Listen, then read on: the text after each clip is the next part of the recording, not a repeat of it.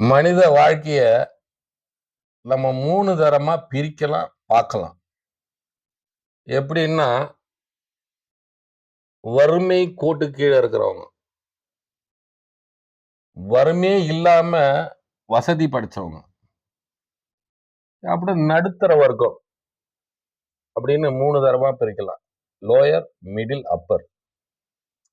இந்த அப்பர்ல இருக்கிறவங்க, அவங்களுக்கு பிரச்சனையே இல்ல. ஏன்னா வசதி படைச்சவங்க. அவங்க கிழிஞ்சு பேண்ட் போட்டா கூட அது ஸ்டைல். பித்தள செயின் போட்டா கூட அது நம்மளுக்கு வைரமா தெரியும். ஏன்னா அவங்க வசதி படைச்சவங்க. அதே மாரி ஏழைகள், அடிமட்டத்துல லோயர்ல இருக்கவங்க. அவங்க கிழிஞ்ச பேண்ட் போட்டான்னா, அவங்க வசதி இல்லாதவங்க. கிழிஞ்ச போது போட்டுருக்காங்க. அவங்க உண்மையிலே தங்க செயின் போட்டா கூட அது நம்ம கண்ணுக்கு பித்தளையா தான் தெரியும். ஆனா அவன் இல்லாதவன், வசதி இல்லாதவன். ஆனா இந்த கீழ் மட்டத்துல இருக்கிறவங்க, அரசாங்க ஆஸ்பத்திரிய பயன்படுத்துவாங்க. உடல் நலம் சரியில்லன்னா. பிள்ளைகள படிக்க வைக்கிறதுக்கு அரசாங்க ஸ்கூல பயன்படுத்துவாங்க. அதே மாரி ரேஷன் ரேஷன் இந்த அரிசி, பாம் ஆயில், சர்க்கரை, கோதுமை அதெல்லாம் வந்து ரேஷன்ல கொஞ்சம் எக்ஸ்ட்ரா கேட்டு கூட வாங்கி அவங்களுடைய வாழ்வாதாரத்த நகர்த்துவாங்க. கீழ இருக்கிறவங்க, லோயர்ல இருக்கிறவங்க.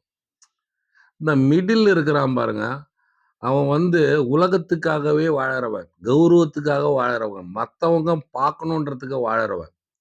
தனக்காக வாழறவன் கிடையாது. வீடு இருக்கும், பூரா லோனா இருக்கும். கார் இருக்கும், லோன்ல இருக்கும்.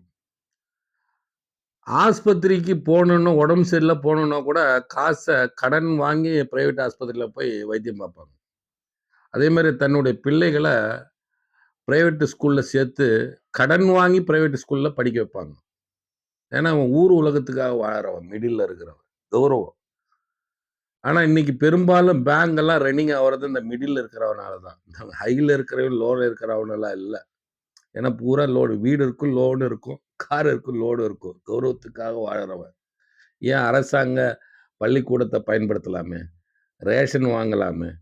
ஏன் அரசாங்க ஆஸ்பத்திரிய பயன்படுத்தலாமே! ஏன்னா கௌரவம்.